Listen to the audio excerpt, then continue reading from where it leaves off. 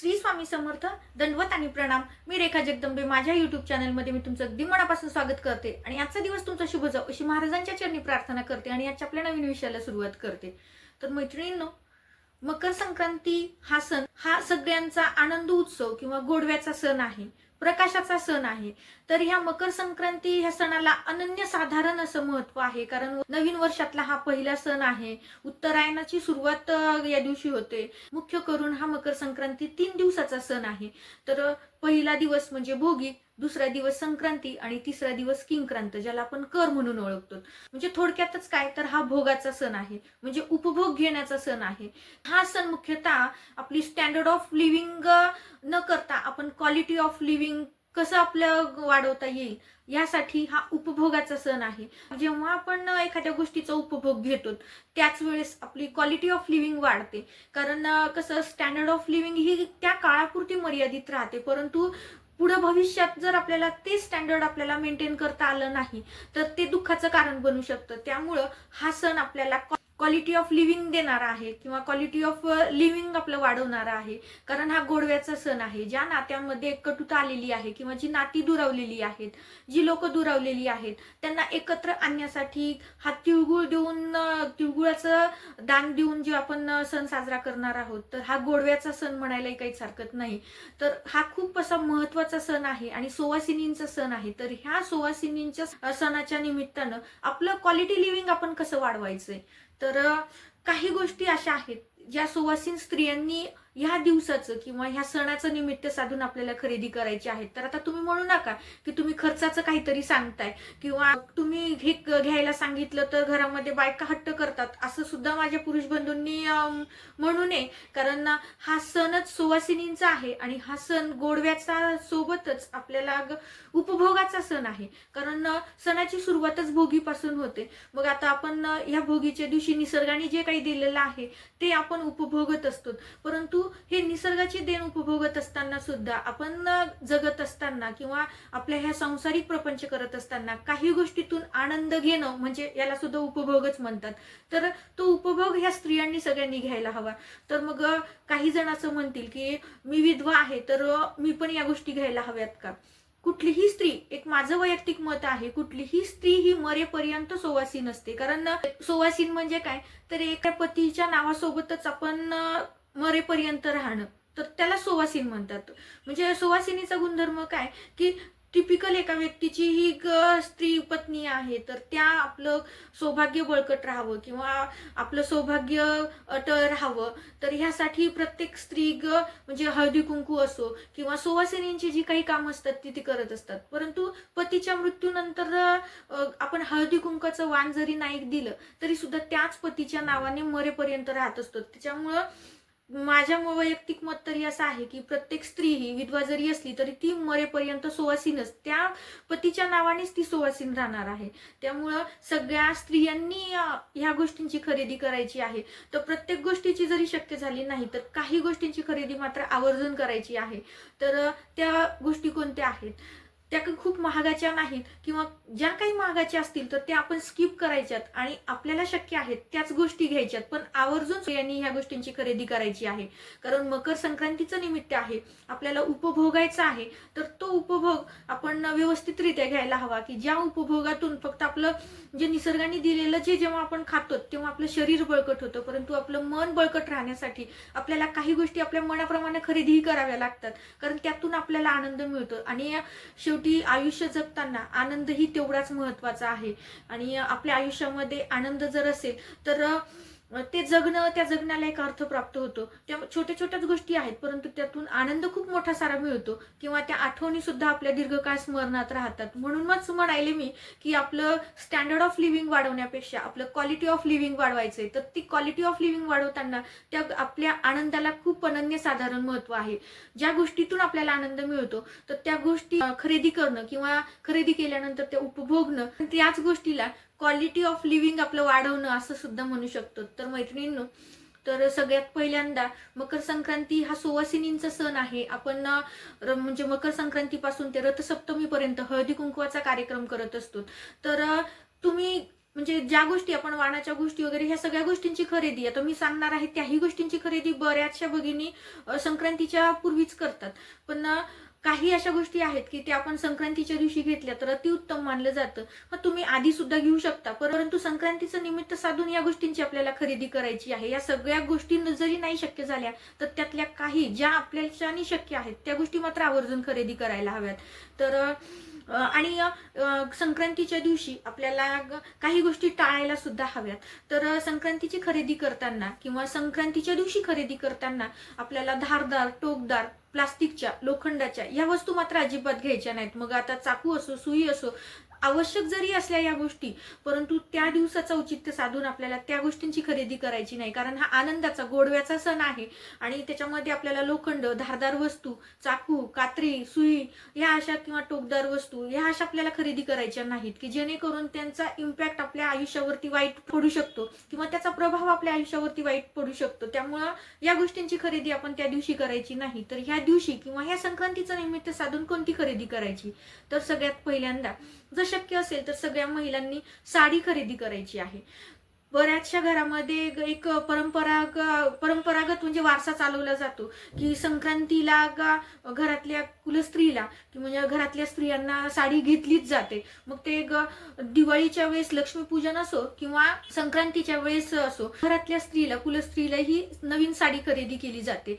पण आता काही घरामध्ये केली जात नाही असो, आता तो ज्याचा त्याचा वैयक्तिक प्रश्न आहे. परंतु माझी अशी सगळ्यांना विनंती आहे, जर तुम्हाला शक्य असेल तर निश्चितच तुम्ही संक्रांतीच्या दिवशी आपल्या घरातल्या स्त्रीला, कारण प्रत्येक स्त्री ही खरेदी करण्यासाठी पुरुषांवरच अवलंबून असते असं नाही, किंवा ती जरी कमाई करत असली तरी सुद्धा एक घरातून तिला असा घरातून सुद्धा तिला पुश करायला हवं किंवा घरातून सुद्धा करत्या व्यक्तीने असं म्हणायला हवं की नाही संक्रांती यायली किंवा संक्रांती आली तर असं तुझ्यासाठी आपण साडी खरेदी करायला हवी.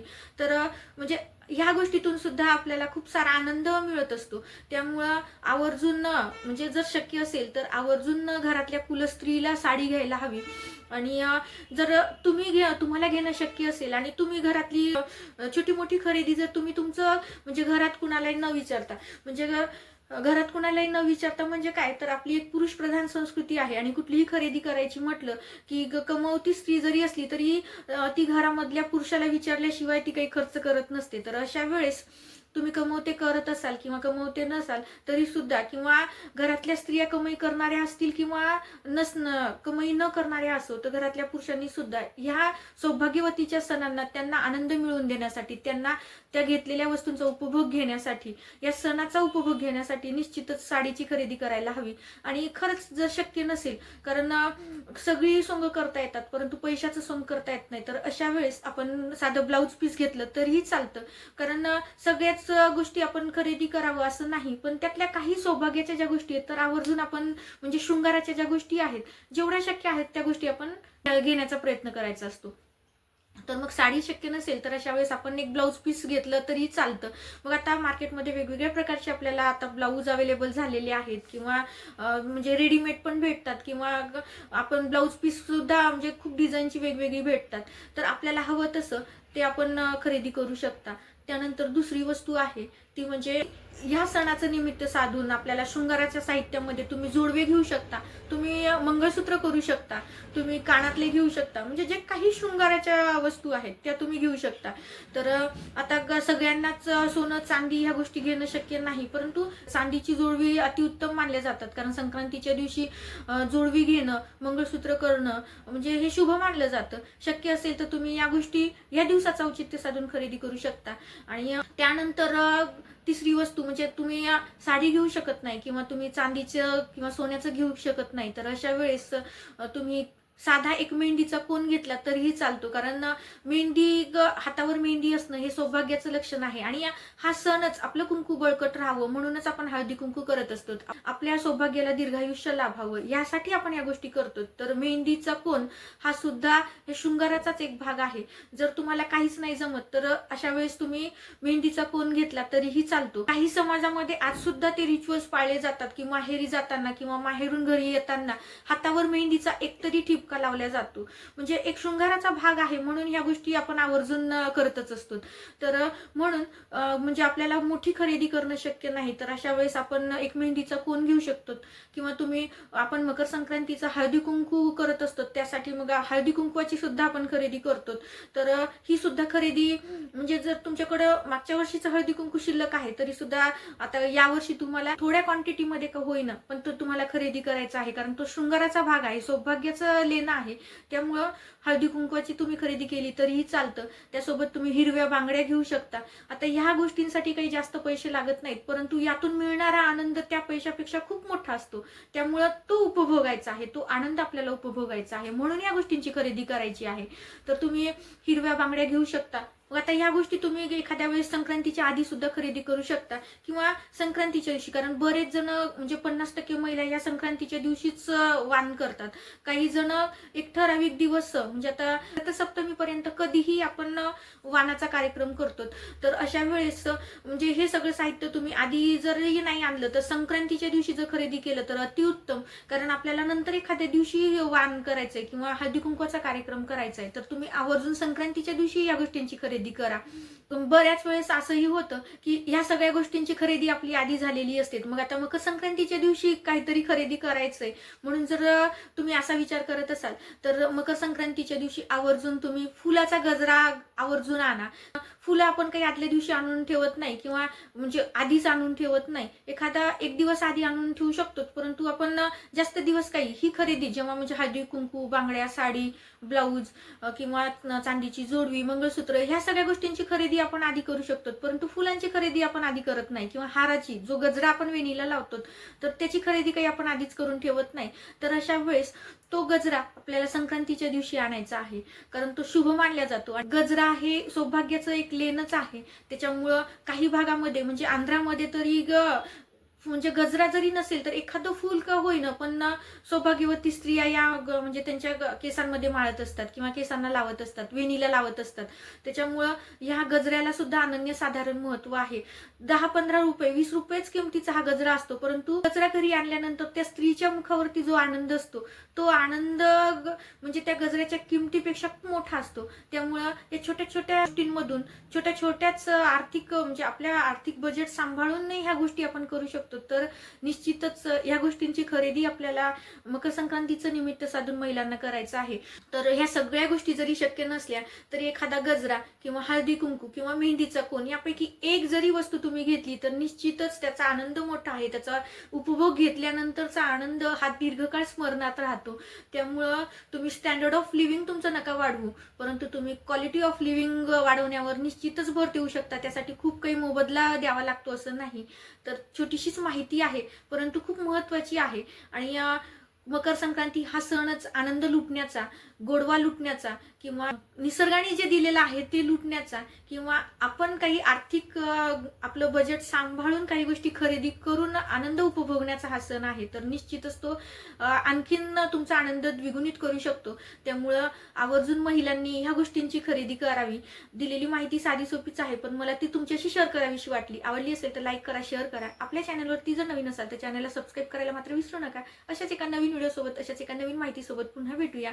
श्री स्वामी समर्थ. दंडवत आणि प्रणाम.